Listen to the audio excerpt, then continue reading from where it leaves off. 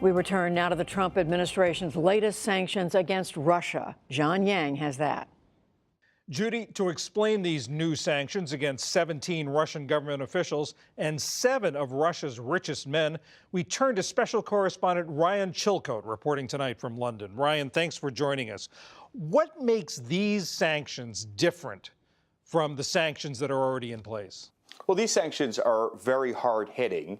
And in contrast to the sanctions we've seen before, these go after some Russian billionaires specifically and exclusively for their ties, or at least they appear to, exclusively for their ties to President Vladimir Putin. So in the past, the Trump administration, the Obama administration has sought to have a link between a specific event, whether it's the annexation of Crimea, whether it was fighting in the eastern Ukraine, and the individual they were sanctioning. But in this case, it's proximity to the Kremlin. Another change is that very early on, we saw what they called sectoral sanctions. Sectors of the Russian economy were sort of sanctioned to try and put pressure on those sectors, the oil industry. In this case, very targeted, going after people that, at least in Washington, D.C., they think are close to President Putin. Some of these people who are close to President Putin, tell us about them. Who are some of the names that jump off the list at you?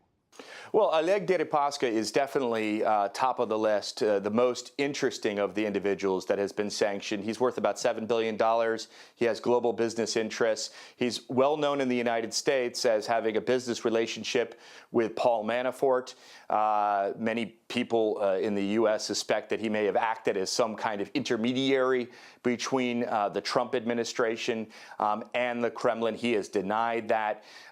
So he's definitely interesting, big-time businessman. Viktor Vekselberg, another worth about $16 billion, former oil man, also in the metals industry. Interesting choice because in some ways, he's been behind the drive more recently to diversify the Russian economy away from oil and gas. He's a huge fan of the United States. He's a big investor in Silicon Valley, and he's been trying to kind of help Russia with his money turn the corner from being a petrodollar state, if you will. So interesting that he has been targeted. Again, of course, the idea is that he's somehow close to President Putin. And finally, the third person I would point out of the 24 would be Kirill Shamalov. He is the former son-in-law of Vladimir Putin. I say former because he was married to Vladimir Putin's daughter, one of his daughters, but they are now divorced. And the Treasury is saying that he effectively benefited from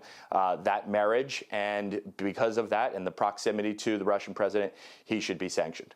How likely are these sanctions to succeed to actually change Putin's behavior? I don't think they're very likely to succeed in changing Vladimir Putin's behavior at all. There was a very interesting comment from the Russian president's spokesman the other day where he said, oligarch sanctions? What oligarch sanctions? We don't have oligarchs in Russia. In one sense, that sounds laughable that he's making light of this. But in fact, there is some truth in what he's saying. There are no real oligarchs in Russia in the sense that there are people that can exercise power or influence on Vladimir Putin.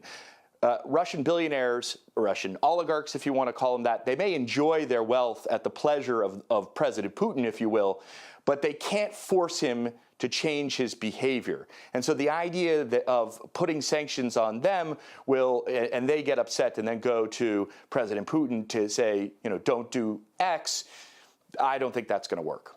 On the one hand, you've got these new sanctions. On the other, you have President Trump calling Vladimir Putin to congratulate him on his election, talking about inviting him to the White House for a summit.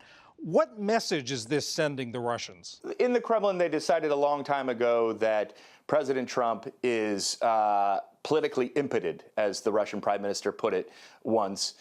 They believe that all of these actions he's taking against Russia are because he has to, because of political pressure that's being exerted on him.